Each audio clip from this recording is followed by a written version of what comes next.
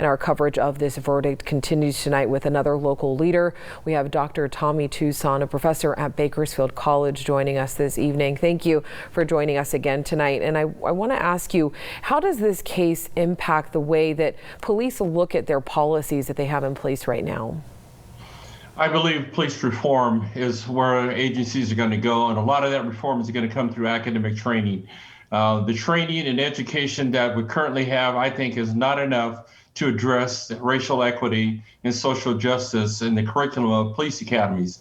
As a result, in prelude to that, Bakersfield College, we instituted a program called Transformational Policing Model, TPM, where we talk about and then analyze the historic significance of distrust in America, where it started back around the Emancipation Proclamation and continued itself on through. And we talk about sensitivity, implicit bias, constitutional policies, and procedure and procedural justice, so that we can get to where we need to get to with agencies and community members together.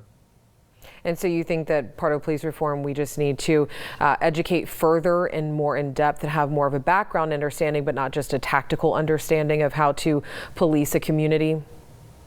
That's correct. I mean, we understand that. I know 30 years in policing, I understand tactics, and time in the military, I understand tactics.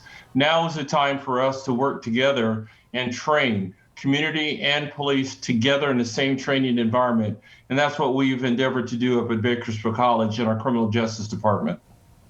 And your time here locally, have you seen anything change, whether it be with the Kern County Sheriff's Office or the Bakersfield Police Department? Have you seen any change or growth there when it comes to community and policing efforts?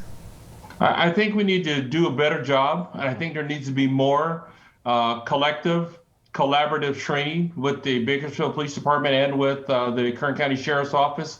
I know that the agencies intend to do, and their philosophy is to do a much more in-depth training in those areas. And so I'm looking forward to training with both agencies and getting both agencies to work with me, with the college and the community.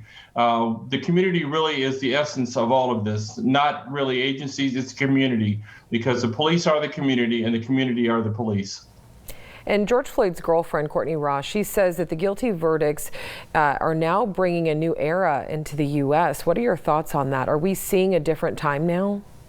I think the paradigm shift in how we police, how we train, how we educate is making a slow turn.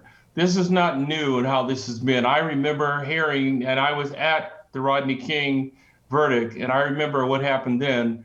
Now, today with social justice, and I believe that the scales of justice were tipped slightly towards showing that we're going to try to reform how we do business in this country through the symbolism of police, and more importantly, the representation of the community and the people, because we've said that in our Constitution. And in our Constitution, like Dr. King said, America, be true to what you said on paper. And I see it turning and getting to that point. And Dr. Tunson, I do want to ask you this very quickly before we have to go. Can Derek Chauvin appeal this verdict?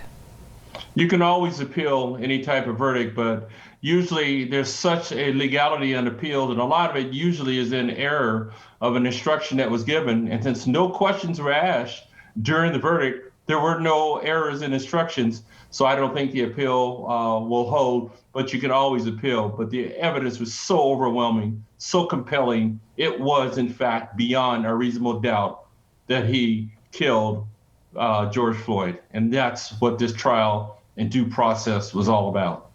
All right. Thank you, Doctor. We appreciate it. And thank you again for taking the time to speak with us this evening. Thank you, Alex.